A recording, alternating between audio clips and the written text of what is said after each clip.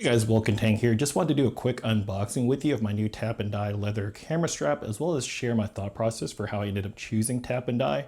So to start things off, I had a Peak Design camera strap for a few years there, lost it, didn't feel any particular attachment to it and want to get another one. So some of the ones that I considered when I recently decided I wanted to get a camera strap that I could wear crossbody again was Clever Supply Co., Tap and Die, Hawksmill, or another Peak Design. And I just didn't really like it for a few particular reasons. When it comes to the Peak Design strap, it's a highly functional strap, but when I want to use a film camera, I think like many other people, we are attracted to the visual aspect and the tactile aspect. And to me, these are very beautiful devices, and the Peak Design anchor system, the strap itself being like a seat belt, and these little anchors, it just doesn't sit well with me. It doesn't look period correct. It's not a very elegant solution. So I decided I wanted a leather camera strap, and there were about 4 criteria, but I'll kind of open the strap and I'll get into how this particular one fits the 4 criteria that I had. Alrighty, so the package just arrived in a branded package here. So let's go ahead and open it up and see how everything looks.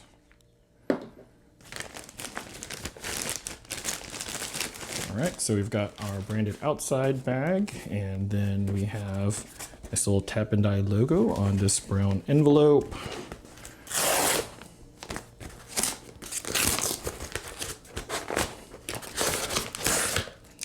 Get rid of that. And then we have a nice little box inside of that. So the model that I got in particular is called the Legacy Adjustable with quick release spring clips. Oh, and then inside of that box, we have a message from the founder, Justin Waldinger. And then it's beautifully wrapped inside of this wax paper with nice threading here.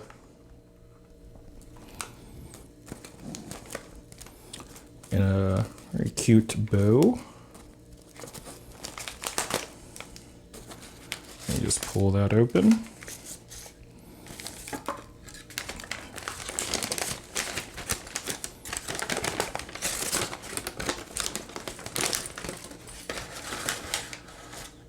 And as I understand it, with Tap and Die, their straps start off a little bit stiff and get really supple and broken in as you use them, but it already feels really great to me. You just be careful and cut off this wrapping. All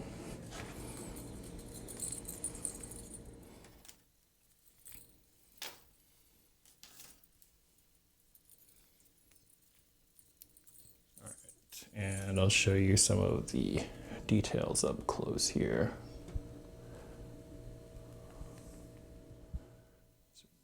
Quick release spring clips. All right, so when it comes to my criteria for choosing a camera strap, I wanted something with a little bit more width to it. Whenever you look at those really classy leather camera straps, you're often seeing them on a Leica M body, which for the era are a little smaller, and you see these little thin straps. The Nikon F3, on the other hand, is pretty robust. It's a really good weighty camera. I think it's about 2 pounds as I'm holding it here.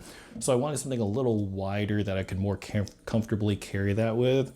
So that's why I ended up getting this. It's got a little bit more width on the shoulder area where I'll be wearing it. All right, and the second criteria I had, which was pretty common for most of the really nice leather straps, is to have a soft, supple leather. And the reason for that is I mentioned period correctness, or just a period correct feel, to have something to use with your film camera, but also just that leather is something that's really nice to touch and to feel.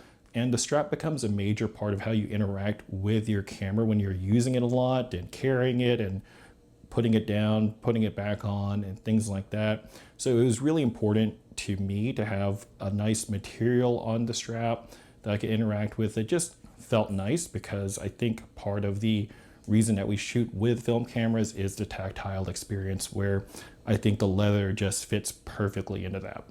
For the third criteria, it comes down to length and how I carry it. I wanted to wear it crossbody, but sometimes I'm a little indecisive.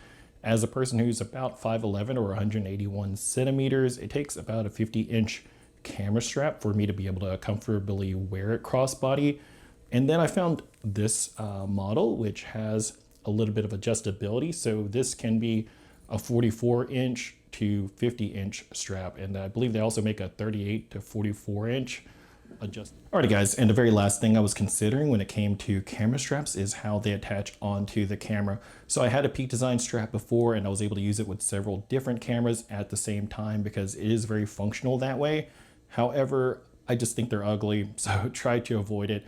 Even though Tap and Die as well as Clever Supply Co make plenty of models that are compatible with Peak Design's anchors, I just decided to avoid it. But luckily with this Legacy adjustable camera strap, it has these spring clips for quick release as well as bumpers to protect your camera should you decide you want those. So all in all, I find this to be a really good solution and have pretty much everything I want in a strap. Slight bit of adjustability, the length that I could wear it crossbody, a little bit of a wide profile, at least here on the shoulder pad. Great material that I think looks really great with my Nikon F3 or the Minolta that I was holding a little while ago to demonstrate the Peak Design anchors. I'm really happy with this. Hopefully it just gives you something to consider if you're looking for your next camera strap and don't want to go with Peak Design. There's Clever Supply Co, there's Tap and Die. This Legacy adjustable had all the features that I wanted, but I'm sure they have lots of other models that can fit your needs. Other things I like about the company is that I believe all the leathers that Tap and Die uses are sourced from tanneries here in the US. One-man operation out in Brooklyn, so it is a little bit of a wait, but feeling this strap, I think it's worth every day that I sat there. They're very affordable for something that one person has to sit there and painstakingly make for you. All right, thanks so much. Bye-bye.